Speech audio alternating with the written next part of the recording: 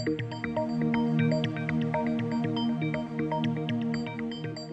everyone, it's Melissa here, and I'm interviewing Dr. Xian Prem today.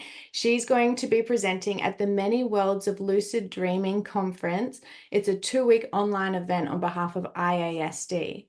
Now I've got her here, and I want to hear, what are you presenting about at this conference? Hi, everyone. Very excited to be on this interview. So I'm presenting on the mystical side of lucid dreaming, where we ride that edge of dreaming and apparent other reality. So is it still a dream, or do we actually have an experience outside of time in a parallel reality, in another universe, past life? So those are questions that I like to ponder in the conference with you. That's so interesting. I get asked these sorts of things all the time. People dream of being different people, or, was that a dream? Was it symbolic, or was I living a past life? It felt so familiar to me. This is so interesting. So these are some of the topics that you'll be discussing on the day. What was it that got you into this topic?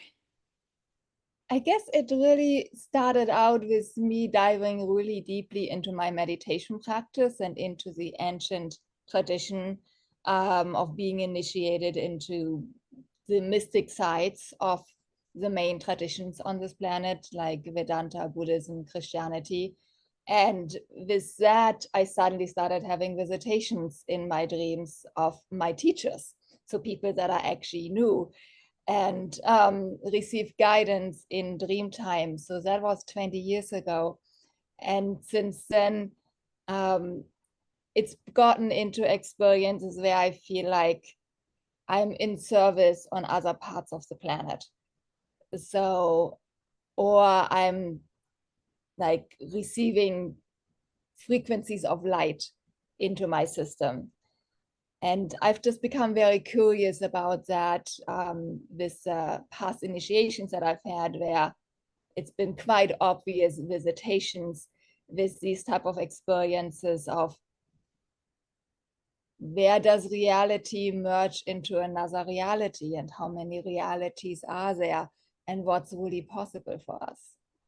That's so interesting. And so during these experiences, have you been able to become lucid and ask questions and receive interesting answers to help you along the way? It's not that these experiences where I'm actually in it, and as in typical lucid dreaming, I start changing the dream. It's more that it's so apparently vivid that it doesn't seem to have to do anything with my current life. Like last week, actually, I was about to fall asleep, but I was still halfway awake, and I received these beams of light into my heart center. So I was pondering, like, I couldn't see a source, but I saw the light. And so I was pondering, where is it actually coming from? And in that moment, my cat gets up from lying from next to my feet and curls up next to my heart center where the beams were entering. So what do you make out of that? Is that real? So that's kind of these little confirmations that I take of, oh, there was an actual experience. Yeah, I can see that. It's undeniable, the energy, and when a cat or something outside of you can come in and go right exactly where you were experiencing that. That's amazing. Yeah, there was no interest in me to change anything. I was more the receiver and the witness of yet, and yet there was somewhat of an outer confirmation that it was an actual experience. That's so cool. So if someone's watching this now and they're just considering signing up and coming along to the conference online, what's something that you'd want to share with them about your presentation to make sure that they don't miss it? So the way this conference is set up, because it's online, they created a platform, a forum where we all upload our presentations in text form. And then we have a shared forum where you can share your own experiences, and you can ask questions either about your own experiences or about what I've shared in the article about the experiences. And then in addition, we'll have a Zoom call And in the Zoom call that I'll be offering to that, besides Q&A, I like to go into expressive art. You can share your dream expressed in art. And I found with dreams that are on the lucid side or mystical reality experience, if I put it into art form, into picture, I can look at it from outside of myself, and the picture starts speaking back to me over time, and I can have insights of the messages that might have been important to me. And so in the Zoom call, we do a little mini workshop of art expression. But over the 2 weeks, you'll have the chance to ask questions in the forum and also share your experience of mystical lucid dreaming to get some feedback from me or from other participants. Was it a real experience? Was it my own subconscious? And within ISDA, we never tell or interpret someone else's dream, but we can always share off, well, if it was my experience, I'd say this. So Is there anything or any giveaway that where you can tell whether it is, like you said, your own subconscious or it is sort of another realm or something like that? Or are there any like vast giveaways where you'd be able to pick it?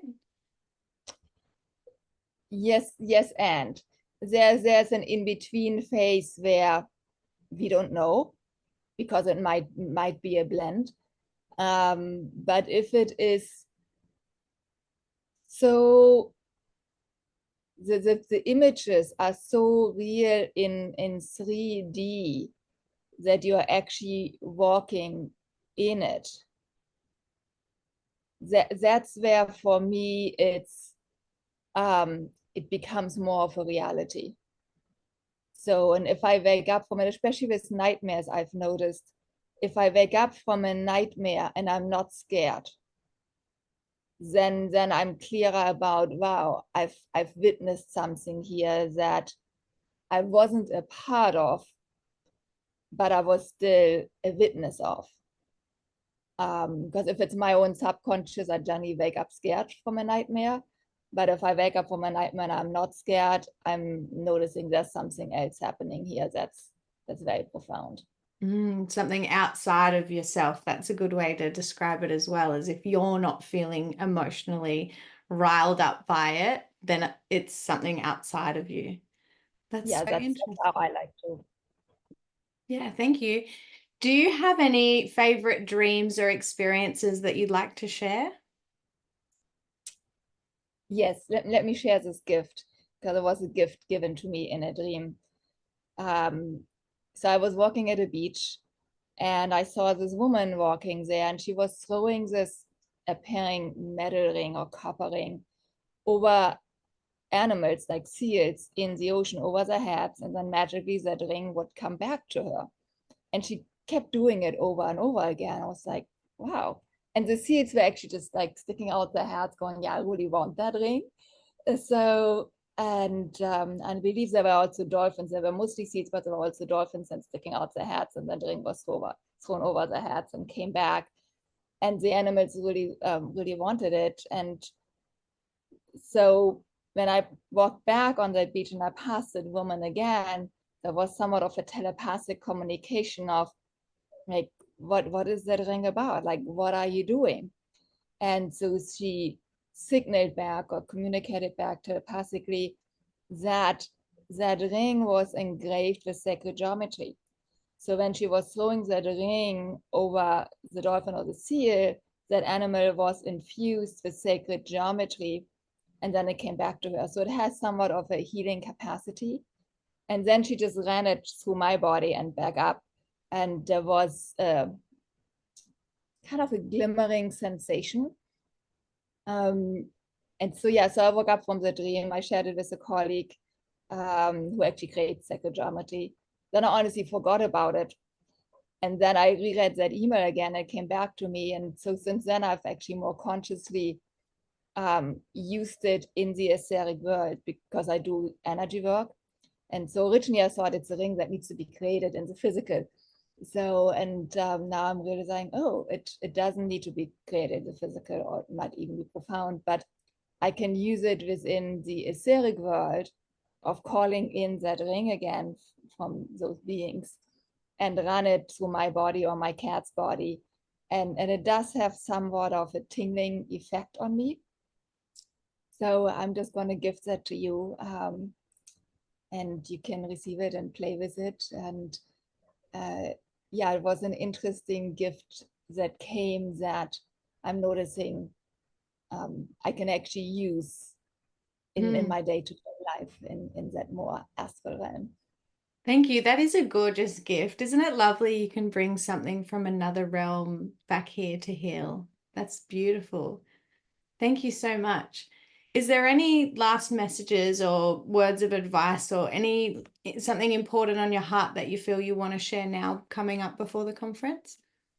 Yes, because I've also noticed there are in between dreams that are not necessarily our subconscious and not necessarily visitations or other realms or realities, but they're symbolic messages.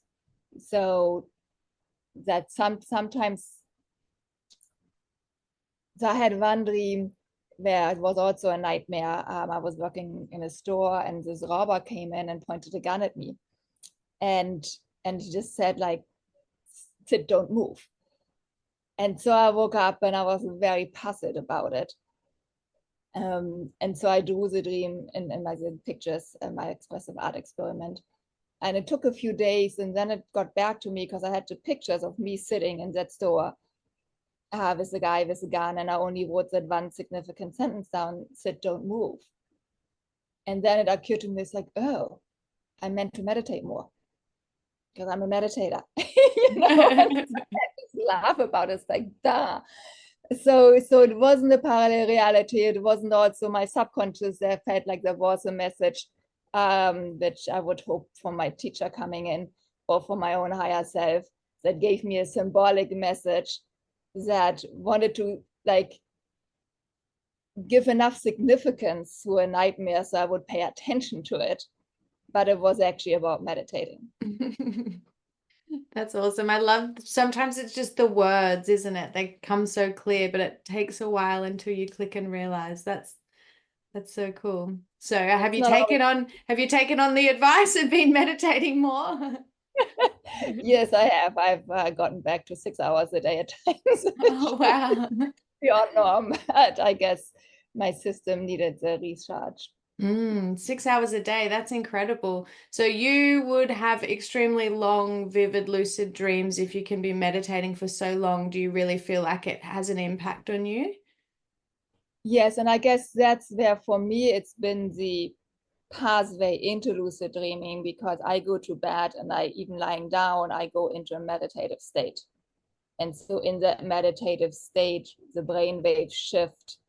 And so I'm more accept like accessible to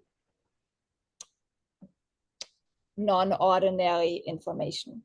Put it Yes. that way. It's like the gates are open, right? Yeah.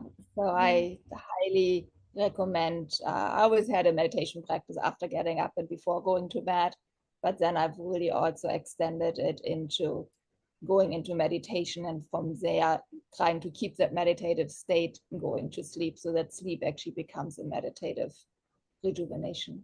Mm, that's beautiful. Well, thank you so much for this interview. It's actually, I've learned a lot already, and I'm really looking forward to coming along and learning from you more during the Many Worlds of Lucid Dreaming conference. Thank you so much. It's been a joy to meet. I look forward to seeing any one of you at the conference.